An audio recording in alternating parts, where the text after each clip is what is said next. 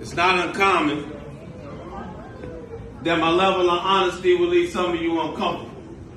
I mean, even my closest confidants will typically tell me, Tommy, it's not that we don't like what you say, we just hate how you say it. It's like you just always assume you're the smartest dude in the room, too conceited to ever consider to concede to anyone else's point of view. Come on. And that's probably true. Because see, honestly, I am an asshole, just also happens to be brilliant. It's not that I don't want to listen, it's just that in my opinion, most people's perspectives are pretty predictable, not to mention they mostly media driven. But since I'm intellectually ambidextrous, I might throw a few left and right, and from a distance it might look like I'm only just trying to start a fight.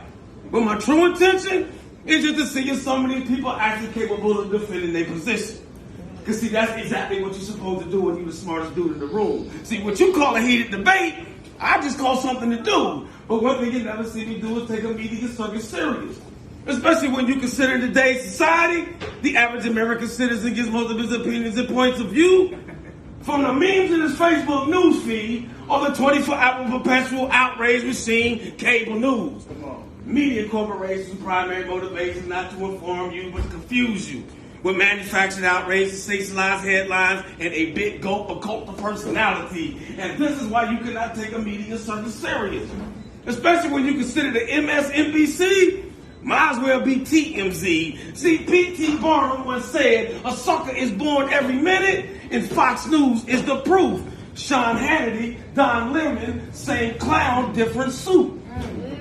See, they both just promote racial animosity to their respective audience with profit and personal pursuit. So regardless of what your textbooks and taught you, your teachers and told you, America's never settled the Civil War. Yeah, we ended the bloody violence, but bottom line, the beef is still there. That's why 150 years later, there's still tension in the air, like an unhappy marriage where the couple was forced to stay together simply because the children were there.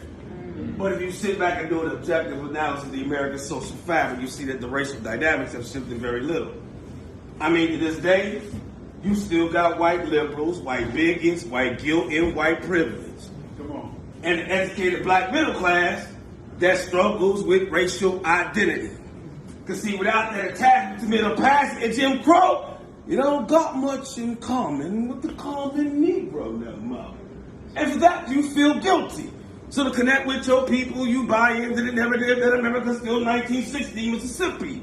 But slavery and segregation was ages ago. So now the new Jim Crow is income and zip codes, gang colors and corners. We say Black Lives Matter, but nobody's even asking, what exactly is Larry Hoover's influence on the black underclass, also known as the niggas? Come on. Because with the exception of the Mexicans, everybody else is scared of niggas. And that includes the white liberals, the white bigots, and particularly the educated black middle class. That's why your club flyers read, no hoodies, white tees, no sneakers, no jeans. And you need to pull your pants up if you want to party with me. Because this party right here is only for the grown and sexy.